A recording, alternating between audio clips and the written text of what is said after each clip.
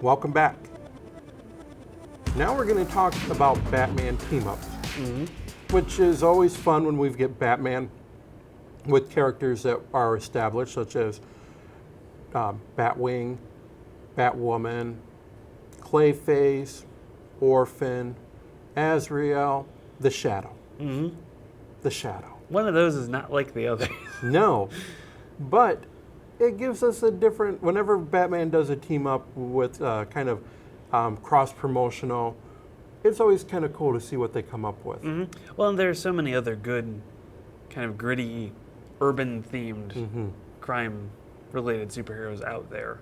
Yes. There's a lot to work with. There definitely is. Batman, the Shadow, #1. Can you give me a little bit rundown of what you remember with the Shadow?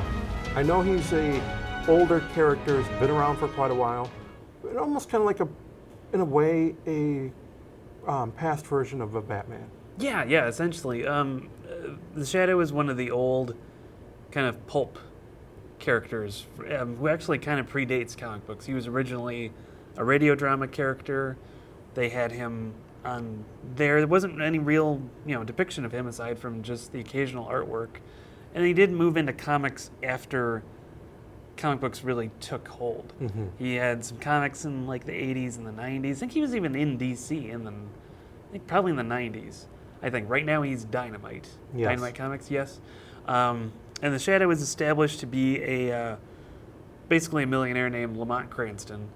He basically wages sort of a one-man war against crime. He has guns, he has knives and weapons and disguises and all these really weird things at his disposal.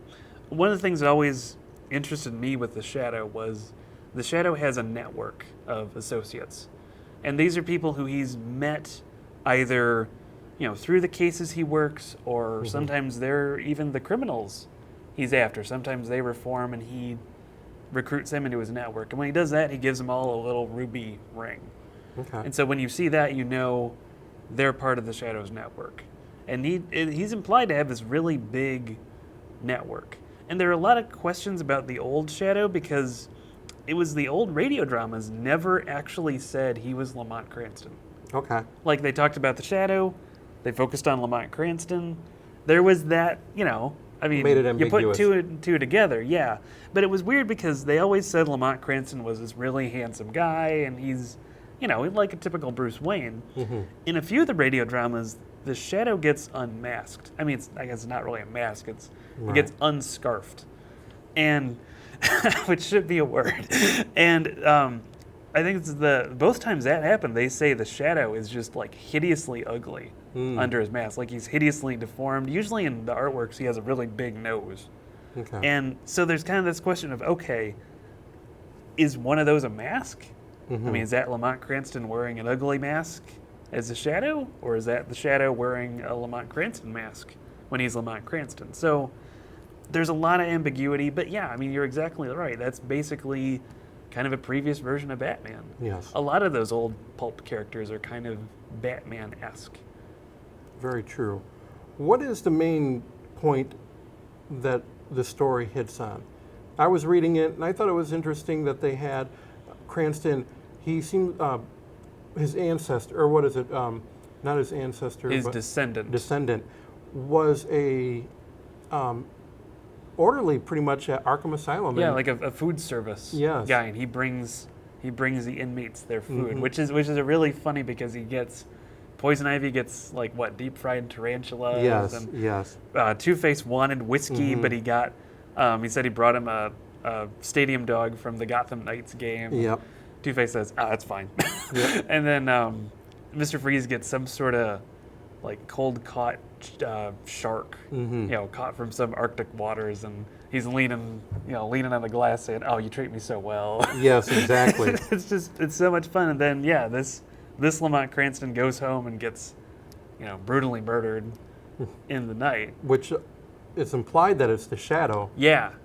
It's because as Batman does the crime scene analysis, which he gets Renee Montoya to leave him there as she's taking a smoke break. 4.5 hours of smoke break. Yeah, and then as he's doing that, Batman gets attacked by the Shadow. Mm-hmm. And Batman doesn't even know how the Shadow can be there because he says, I cased this apartment. Right. There was nobody here.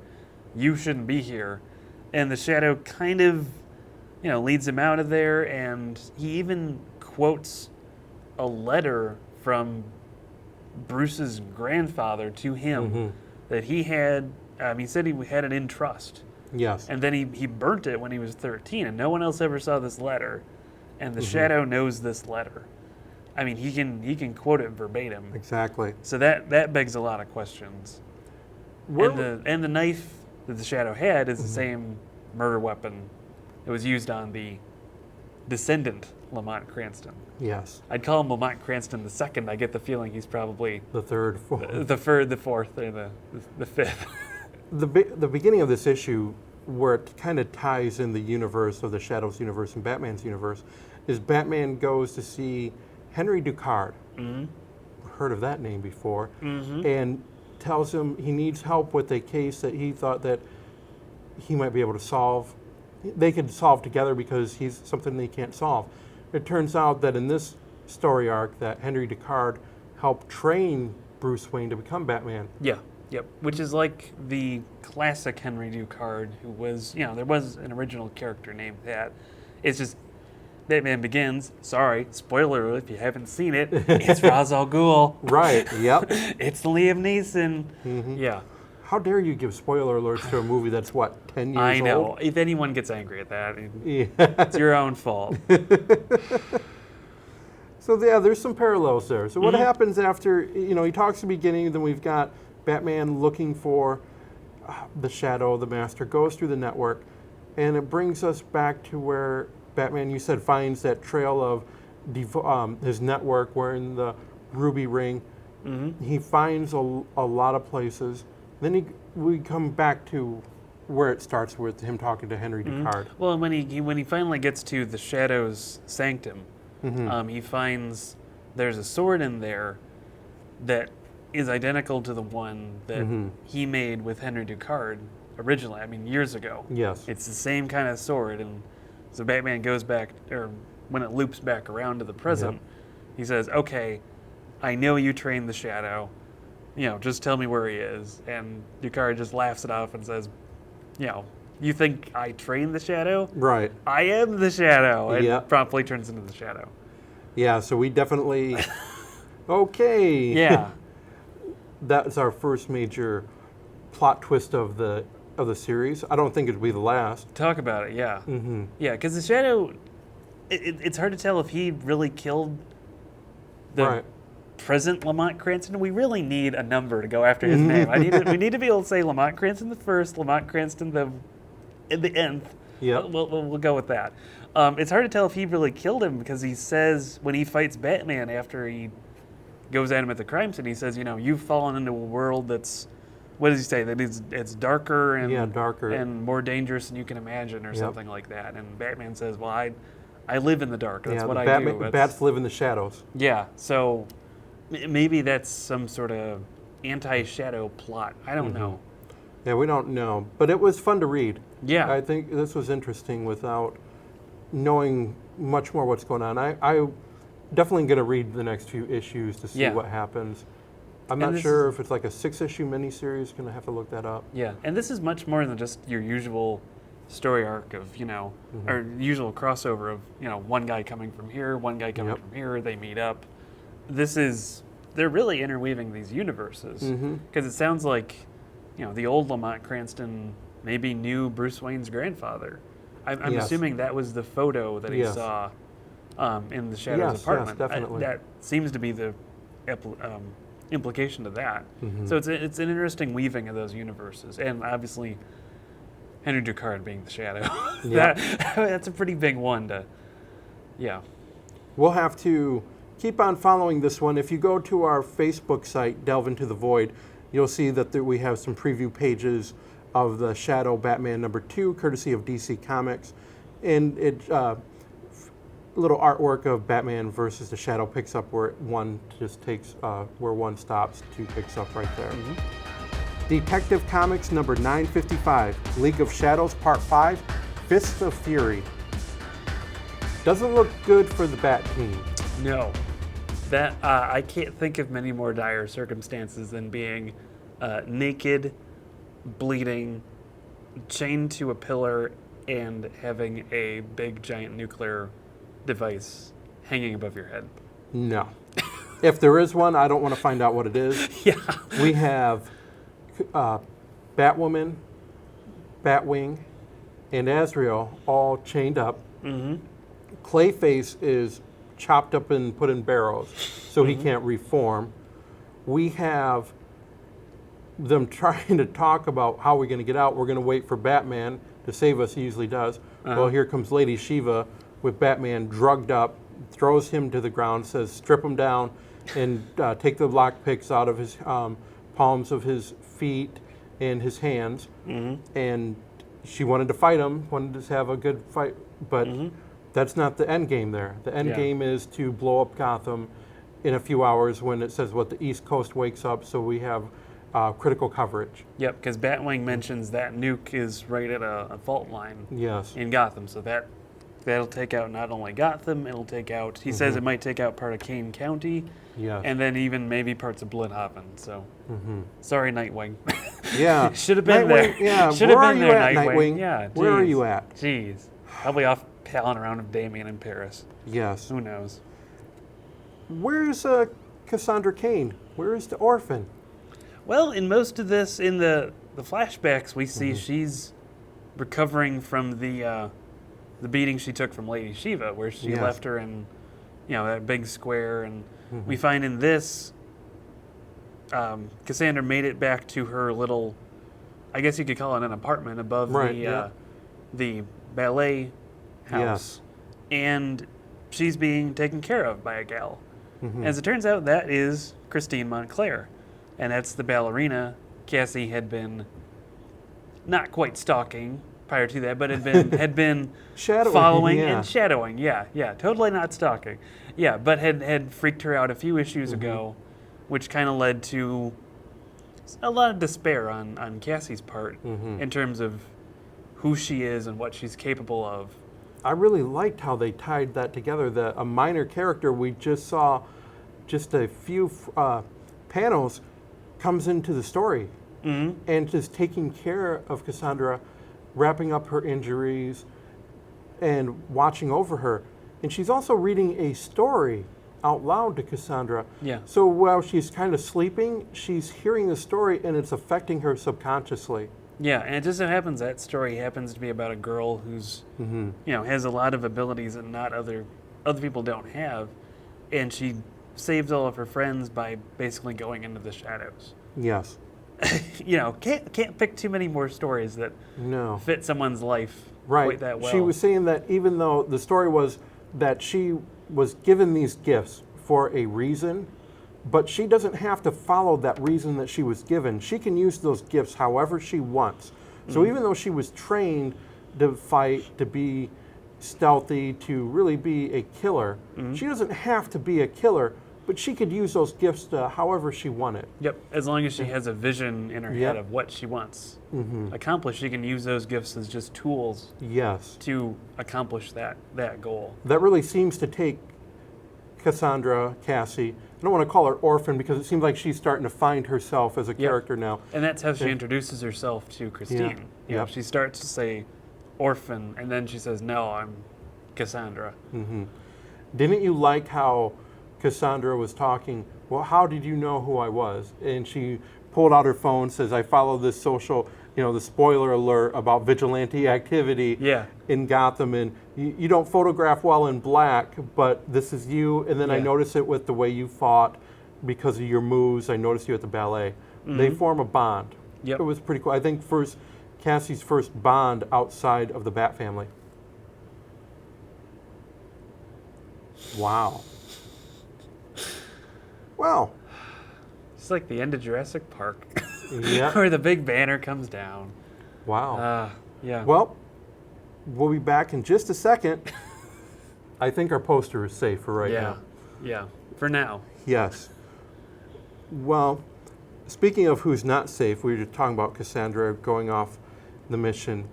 This issue really is kind of, we see some flashbacks, But we also see Cassandra taking out the League of Shadows. She is taking them out because she's sticking to the shadows. I'm not sure who I'm more afraid of, Lady Shiva or Cassie. Yes. Because Cassie wrecks the League of Shadows. Yes. And the League of Shadows had been wrecking the rest of the Bat team. Yep. I mean, they took out Batwoman, they took out Batwing, they took out Azrael. I mean, that's a lot of power for Cassie. Did, definitely. And, I mean, she does end up making it all the way to Lady Shiva. But it's worth noting, too, we have one more kind of plot development, which is with the colony. Ulysses Hadrian Armstrong calls in Colonel Kane Yes. and says, I have another way we could take out the League of Shadows without killing anyone else. And he reveals that he's made self-replicating inflammatory nanoswarms. Yeah. Which he explains are basically like napalm that seeks out more victims. Yep. Napalm and just burns with them alive. intelligence, yes. Yeah, basically Little intelligent mini napalm. cameras in them. Yep, and he says he could just program that to target anything and anyone underground Gotham, and that'll take out the League of Shadows, because that's where they are. It would also just, take out the Bat team, Yes. too, because that's where they are. So, stakes just got raised a Yep. little bit more. I don't know if Colonel Kane is going to act on that or not. Yeah, hard We to don't tell. know. Or if that's something Ulysses might end up Yeah, launching even without his approval. Yeah. Ulysses is depraved. just Yeah. to put He's it a mildly. weirdo. Yeah, he had his Yeah. little bat emblem boxers on. He'd been Yeah. trying on Tim Drake's outfit. Yeah. Yeah, which disgusted Colonel Kane in no Yeah. end. And also when Colonel Kane comes in and catches him in his boxers and he says, uniforms are there for a reason, son. Yes. Yes, please put him back on. Yeah. When Cassandra and Lady Shiva meet up, we see a few frames of she's slicing and dicing. And it looks like Lady Shiva and Cassandra Kane are going to fight. And they have some words about, well, you still won't kill. I'm not impressed. And Cassandra's like, yes, you are. I know you're impressed with my ability, my resolve. And she says, you expect to fight me alone? You see a kick, no, not alone, together. And the whole Bat team has been freed. Those were the slices and dices. She opened up the canisters, she got them out, and was able to distract Lady Shiva and the League of Shadows long enough to get them out. So it looks like we're going to have the final confrontation of everyone versus Shiva, and then I don't know if that's still going to be enough. Yeah. Yeah, it isn't. I'm not even sure there are any more League of Shadows ninjas floating around. They might all be dead at this point. And, well, I don't think dead. I don't think she killed them all. She beat them all up. Okay. I think. Yeah. I could be wrong. I don't think she killed. Well, the ones that were on the elevator and all just fell out of the elevator, that looked pretty dead. Well, yeah, I guess maybe you're right. Maybe she didn't kill them. We'll see. We'll see. But is Ulysses going to launch the Techno Swarm? We're going to find out. Yeah. I like this issue because Cassandra Kane, formerly she was a Batgirl, and now she's orphaned, but now she's become something different. She's become a person, Yeah. a slow person, and I have a friend that she could relate to outside of the Bat team. Maybe after this, she gets a semblance of a normal life. Yeah. It's interesting too that it came from Christine. Yes. I wasn't expecting that that sort of tether to the normal world to come from her. I was really expecting someone on the Bat team to be the one to help guide her in, but it's really cool to have it from, the person who she's been watching for so long. I think that's what she needs, and that it makes her a very interesting character. It does. Because Cassie, I think, doesn't get enough respect in terms of how interesting a character she is, and really all the characters on the Bat team right now are. Definitely. But Cassie has one of the coolest stories to follow. It is. It was good. I like that part. Yeah. And we'll see what happens next issue.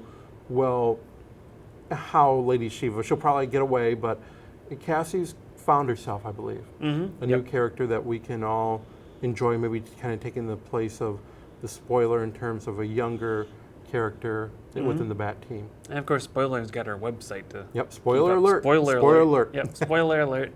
Well, spoiler alert for us, we're going to take our next break, and when we come back, we're going to make sense of what's been going on with Superman in Action Comics number 978 and the Button Part 2 in the Flash 21. We'll be back in just a moment.